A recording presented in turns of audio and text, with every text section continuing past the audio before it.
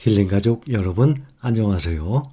이번에는 타이거가 아니라 코덱스에서 새로 다음 주 목요일 12월 9일 날 새로이 상장하는 ETF가 있습니다. 여러분들께 소개를 할 테니 각자 판단은 본인이 하시기 바랍니다. 그런데 제 생각에는 요즘에는 코덱스가 현재 시가총액 1등이에요. ETF. 그런데 타이거가 좋은 ETF를 막 쏟아냈죠. 타이거가 많이 따라잡았어요. 그런데 이번에 미국 나스닥 100 레버리지 2배 레버리지입니다. 이거로 시가총액 많이 뺏어올 것 같아요. 여기에 많은 사람들이 투자를 할 것 같습니다. 그러나 우리 실링 가족분들은 장년층 되신 분들이 많기 때문에 심사숙고하시기 바랍니다. 미국 나스닥 100 알고 계시죠? 꾸준히 우상향하는 시장이기 때문에 레버리지가 가능한 곳입니다.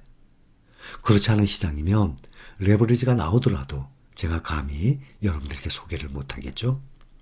다음 주 목요일 날 상장을 합니다. 똑같이 TQQQ 아시죠? 그거는 3배 레버리지, QLD가 2배 레버리지입니다.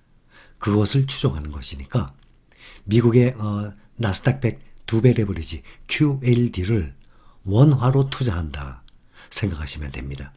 날이 갈수록 새로이 회사들이 이 투자 회사들이 계속 원화로 투자할 수 있도록 이런 ETF들이 지속적으로 발굴을 해서 나오고 있는 중입니다. 투자 포인트 이것은 코덱스 홈페이지에 가서 제가 캡처를 해왔습니다. 여러분들께 보여드리기 위해서 코덱스 미국 나스닥 100 레버리지 ETF입니다. 이거는 합성 H니까 환해지를 하는 것입니다. 전 세계 최고의 혁신 기업들의 집합, 나스닥 100 잘 알고 계시죠? 기업과 자본이 몰리는 지수, 2021년 역대 최대 규모의 IPO 시장, 애플, 테슬라, 마이크로소프트, 엔비디아, 아마존, 페이팔, 구글, 인텔, 메타, 페이스북이죠. ASML, 그 다음 넷플릭스, 모더나도 있어요. 2배 레버리지 수익 추구, 일간 지수 수익률 2배 추구로 높은 자본 이득 추구하고 나왔습니다. 거래 편의성 증대, 환해지로 환위험 관리, 그러면 달러 환율이 오르내리죠. 그거와 관계없는 것입니다. 코덱스, 미국 팡 플러스 있죠? 그것도 환해지되어 있는 거예요. 하나의 투자 수단으로 나스닥 100 지수 성과 추종 및 환위험 관리 가능. 한국거래소 개장 시간의 거래. 원화로, 그렇지않아도 QLD나 TQQ는 달러로 직접 투자를 하게 되죠. 근데 이것은 원화로 투자하니까 우리가 현재 미국에 있는 지수들 추종하는 종목들 원화로 편하게 투자하지 않습니까? 그리고 미국, 한국 내 이미 상장된 미국 지수 레버리지 인버스 ETF 대비 저렴한 보수 0.3%예요. 보통 액티브 ETF 보면 0.5, 0.6 이런 것들이 많아요. 또 레버리지 같은 경우는 좀 더 높거든요. 그거에 비하면 총 보수가 생각보다 낮습니다. 투자 포인트, 나스닥 100 인덱스 핵심 포인트예요.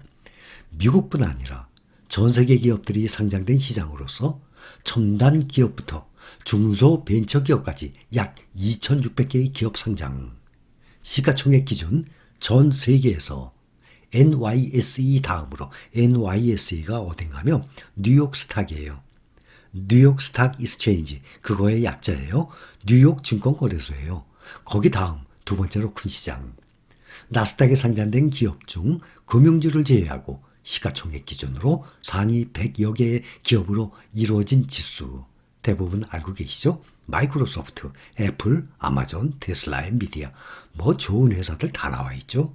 우리가 투자하고 있는 종목들이에요. 똑같이. 대신 그거 레버리지 2배 오르내리는 추종이에요. 이 섹터 비중 보면 당연히 기술주니까 테크놀로지가 가장 많죠. 그 다음에 컨슈머 디스크립셔너리, 컨슈머 디스크립셔너리가 뭔가 하면 소비재, 그 다음에 헬스케어, 인더스트리얼 이런 쪽이에요. 투자 포인트 보면 BCG 선정돼 있죠. BCG가 어딘가 하면 보스턴 컨설팅 그룹이에요. 그거의 이니셜이죠. 보통 보면 다 영어이기 때문에 이니셜을 따와서 합니다. BCG, 보스턴 컨설팅 그룹. 거기 선정 2021년 전 세계 가장 혁신적인 기업 탑10 중 5종목이 나스닥에 들어있다. 마이크로소프트, 애플, 아마존, 테슬라, 알파벳, 구글이죠. 그 다음 보면 6위에 우리나라의 삼성이 들어가 있습니다. 지수 소개에 나와 있습니다. 보통 지수, 이 종목, 이 구성 비중이에요. 1등부터 20등까지.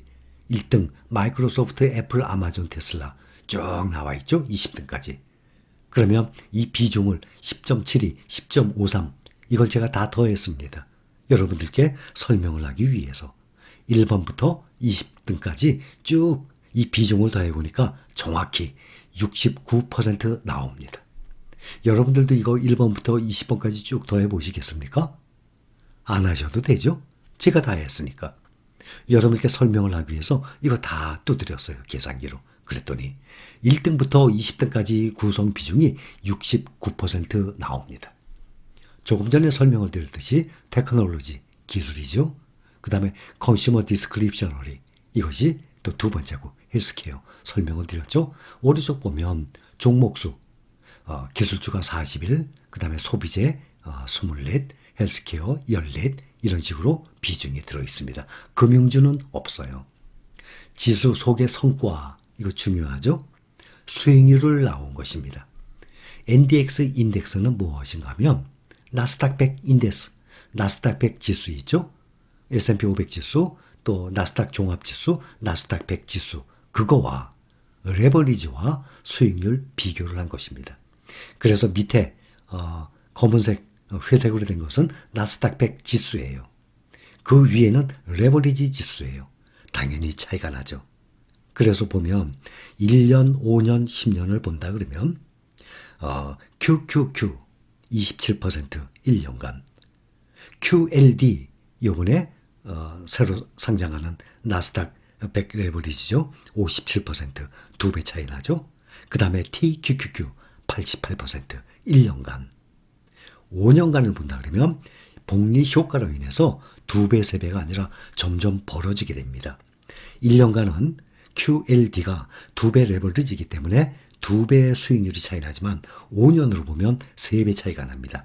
229% QQQ, QLD 703% 3배 차이가 나요. 그 다음에 TQQQ 1401% 엄청나죠? 그 다음에 5년으로 보면 정말 12476% 그러면 134배라는 거예요. 135배. TQQQ는 10년 동안 135배. SOXL 있죠? 필라델피아 반도체 3배 레버리지. 그것은 TQQQ보다 수익률이 더 높습니다.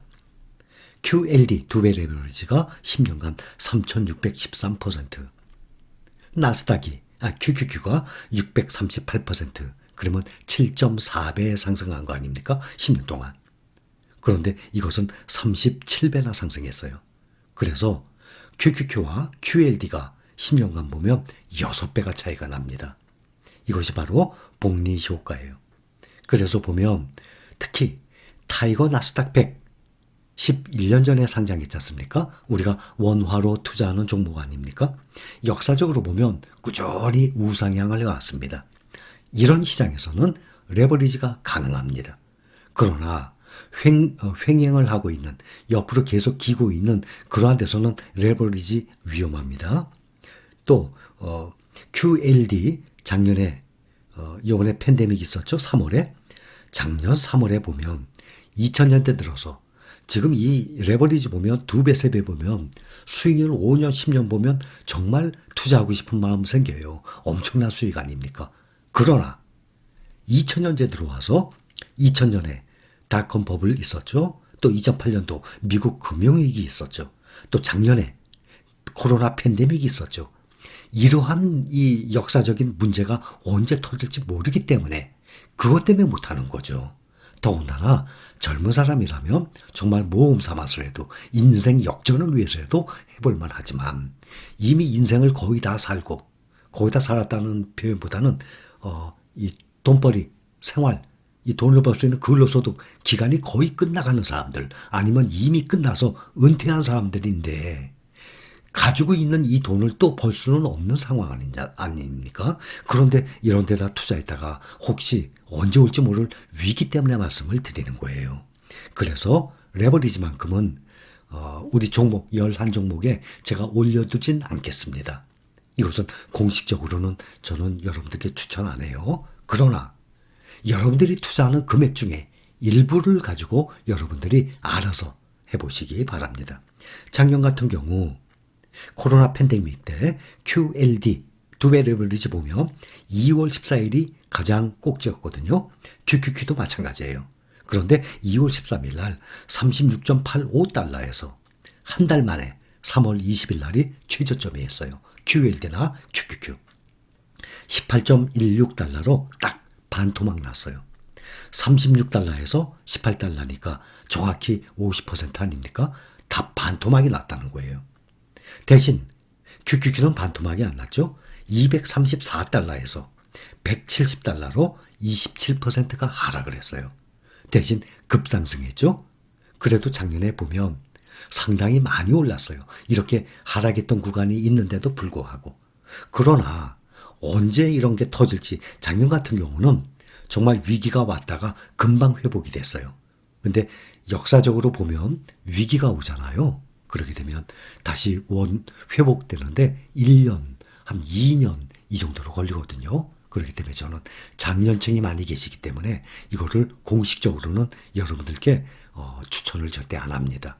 그러나 원화로 투자할 수 있는 3배 레버리지보다는 좀 안정되고 2배 레버리지고 원화로 투자할 수 있기 때문에 또 처음으로 새로 나왔기 때문에 나스닥 100 역사적으로 보면 우상향을 하잖아요.